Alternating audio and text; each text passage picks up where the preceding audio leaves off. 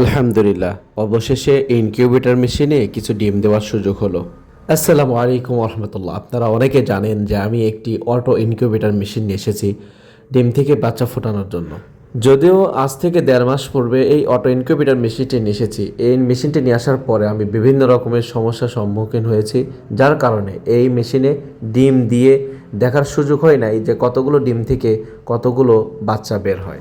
আবার অনেকেই ভাবতে পারেন যে এই মেশিনের কোনো সমস্যা ছিল কিনা। না, আলহামদুলিল্লাহ মেশিনের কোনো সমস্যা ছিল না, কিন্তু মেশিনটা কিভাবে চালাতে হয়, কিভাবে কতটুকু তাপমাত্রা দিতে হয়, কোন সময় কতটুকু তাপমাত্রা আর্দ্রতা দিতে হয়, এ বিষয় নিয়ে আমাদের তেমন জানা ছিল না। তো এই কয়েকদিনের মধ্যে বেশ কয়েকবার চালাইছি, চালানোর পরে আমরা ট্রায়াল দিয়েছি, ট্রায়ালের মাধ্যম দিয়ে আমার আলহামদুলিল্লাহ এখন প্রত্যেকটা সময় আমাদের আয়ত্তে এসে গেছে যে কোন সময় আমাকে কি কি কাজ করতে হবে ইনশাআল্লাহ।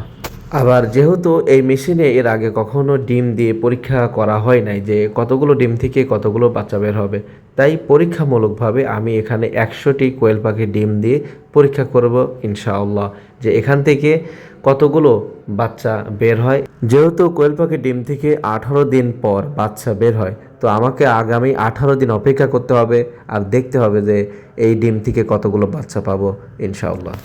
এবং বাচ্চা ফোটার পরে কতগুলো বাচ্চা পেলাম আর কতগুলো ডিম নষ্ট হয়েছে এটা নিয়েও বিস্তারিত বলবো ইনশাআল্লাহ।